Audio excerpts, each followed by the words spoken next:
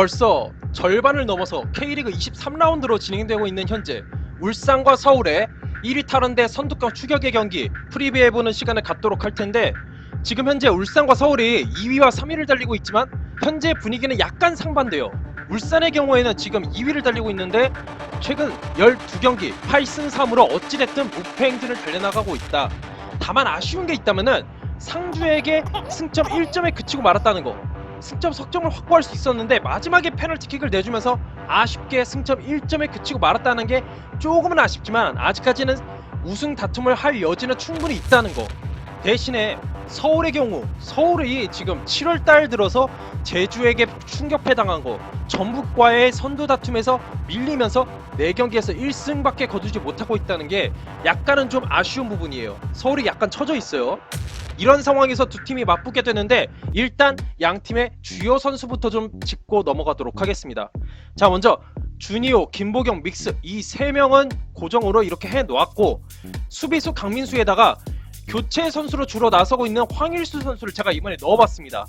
이 선수가 이번 경기에서 어쩌면 키플레이어 역할만큼의 모습을 보여줄 수 있을 거란 생각이 들어서 제가 황일수 선수를 넣어봤는데, 자, 주니오 선수 지난번에 상주 경기에서 득점에 성공을 했었고 잠깐 찌라시로, 정말 찌라시로 중국에 이적할 수도 있다는 설이 나돌았었는데 솔직히 이거는 그냥 깔끔하게 무시해도 될 정도로 그냥 찌라시였을 뿐이었어요. 울산에 잔류해 있는 상태고요. 자, 그리고 김보경 선수 지난 올스타전에서 선발 출전해서 45분을 소화했습니다. 뭐 주중 경기에다가 주말 경기, 여기에 올스타 경기까지 정말 힘든 여정을 끝내고 다시 한 번 더 K리그 경기에 나서게 되기 때문에 어쩌면 이번 경기 이 빅매치임에도 불구하고 지난 강원 경기처럼 후보 명단에 나설 가능성이 있긴 해요. 그래도 김보경 선수는 어떻게 해서든 출전시켜서 울산의 공격을 이끌어 나갈 선수라는 걸 꼭 알아주셨으면 좋겠고, 자, 그리고 믹스 선수 최근 2경기 연속 득점, 좀 안 좋은 페이스가 이어지다가 이제 강원, 상주전에서 연속 득점에 성공을 했습니다. 자, 그리고 강민수 선수가 불투이스 선수가 약간 부상으로 빠져있는 상황 속에서 어찌됐든 간에 불투이스의 공백을 최소화시키려고 하고 있다는 거, 뭐 이 선수의 수비 능력 나름대로 좀 괜찮다는 것을 좀 알려드리고 싶고, 그리고 황일수 선수에 대해서 좀 약간 의아해 하시는 분들이 조금은 있으실 텐데, 이 선수가 그래도 강원 경기에서 도움을 기록했었고 스피드를 살려서 만약에 돌파에 성공을 한다 그러면은 지금 수비가 안 좋은 서울 상대로 나름대로 활약을 잘 펼칠 수 있을 거라는 생각이 듭니다, 제 개인적으로. 자, 그리고 서울의 경우에는 박주영, 알리바이프, 오스마르 3명의 선수를 역시 고정으로 박아놓고 최근에 득점 감각이 정말로 좋은 박동진 선수와 고요한 선수를 제가 이렇게 새로 추가를 해봤습니다. 자, 박주영 선수는 올스타전 45분을 소화했습니다. 그리고 알리바이프 선수가 지난 올스타전에 출전을 하지는 않았어요. 어찌됐든 간에 휴식을 취했기 때문에. 그런데 서울의 키플레이어만큼의 좋은 모습을 보여주고 있으니까 이 알리바이프의 올스타전 휴식 꽤 괜찮을 거란 생각이 들고, 오스마르 선수가 그 올스타전에서의 그 충거리 선제 득점 기억하지 않습니까?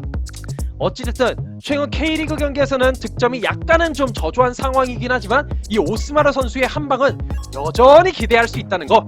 자, 그리고 박동진 선수가 지난 전북전에서 2골을 넣었습니다.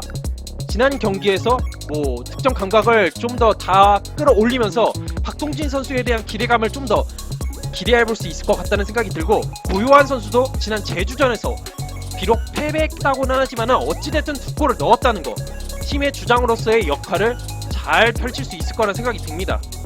자, 그러면 현재 두 팀의 상황 좀 더 면밀히 살펴보도록 할 텐데, 울산의 경우에는 지금 김보경과 주니어 선수의 활약, 여기에 믹스 선수가 2경기 연속골을 넣으면서 부활에 성공을 했다는 거, 특히나 이 패스하는 질이나 아니라면은 뛰어가는 그 활동량, 이게 확실히 좀 좋아진 것 같아요. 물론 올스타 경기에 나선 것도 좀 있고 하니까는 이 믹스 선수의 체력적인 부담을 어느 정도는 좀 고려를 해야 되겠지만, 어찌됐든 김보경, 주니어, 믹스 여기에 이제 주민규 선수가 어쩌면 주니어 선수 대신해서 출전할 가능성도 있기 때문에, 주민규 선수가 간간히 좋은 모습을 보여주는 경우가 있기 때문에 주민규 선수의 활약까지도 좀 기대해볼 여지는 있다. 그리고 울산이 최근 홈에서 7경기 5승 2무, 그 경기 동안에 4실점밖에 기록을 하지 않고 있습니다.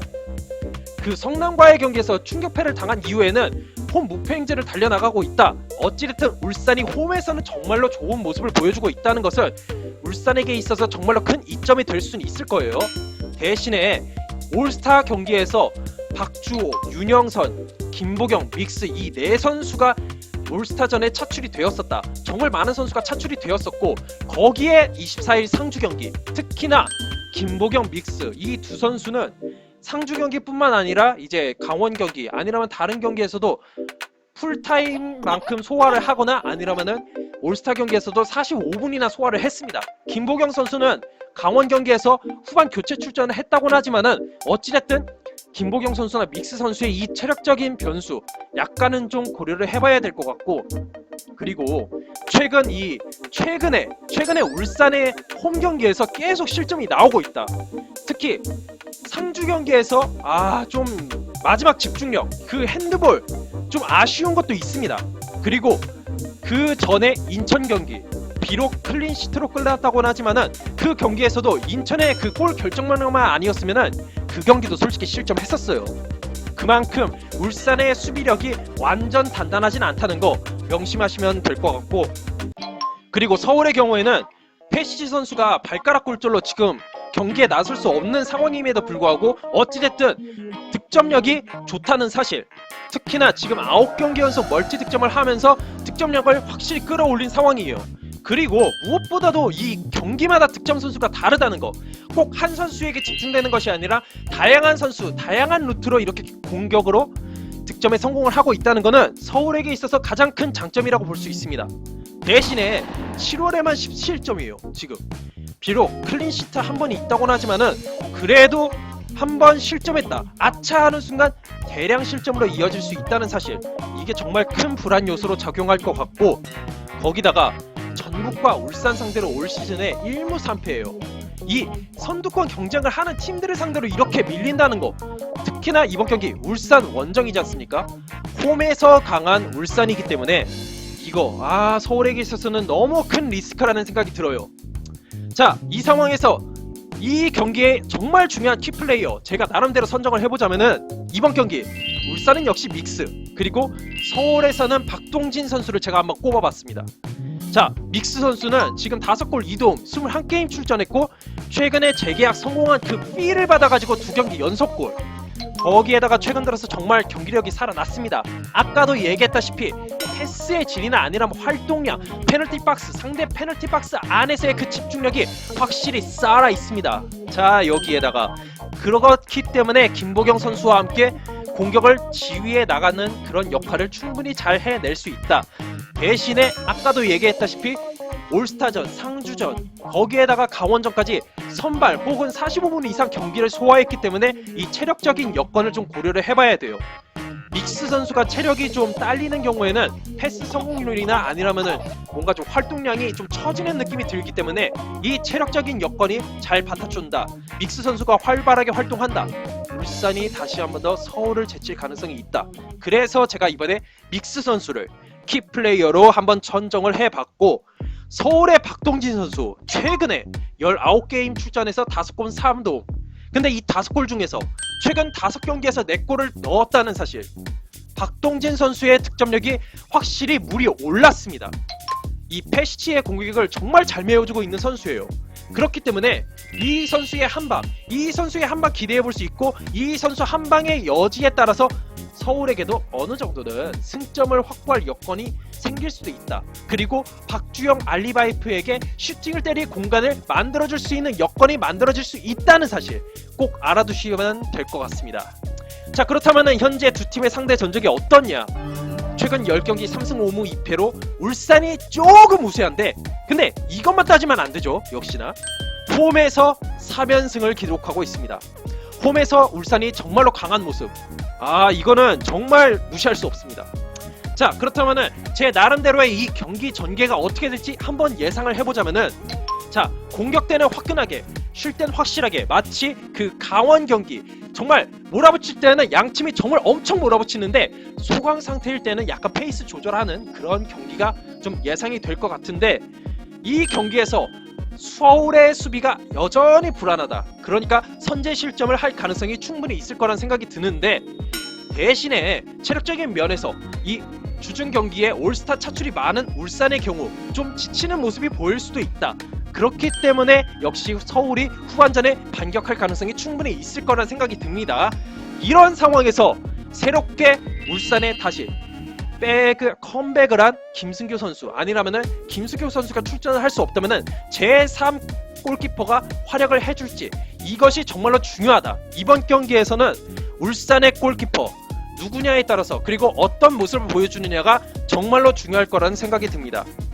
자, 이런 것을 생각해 봤을 때 저는 이번 경기 울산의 승리를 한번 예상해 볼게요. 왜냐면은 체력적인 부담이 있다고는 하지만은 서울의 수비가 좀 더 불안한 게 있어요. 거기다가 지난 서울 홈경기 그때에도 울산이 우라와의 주중 아시아 챔피언스 리그에서 충격패를 당했지만은 2대2 무승부로 마지막에 후반전 집중을 발휘하면서 2대2 무승부를 거뒀잖아요. 이번에도 체력적인 부담을 좀 이겨낼 여건이 될 거라는 생각이 들어서 저는 울산의 승리를 예측해 보겠습니다. 자, 과연 울산과 서울 경기 누가 승리를 거두고 그리고 어떤 경기 결과가 만들어질지, 앞으로 향후가 어떻게 진행될지 잘 봐주셨으면 좋겠고, 이후에 업로드될 강원 포항 경기도 많은 시청 부탁드리도록 하겠습니다. 감사합니다.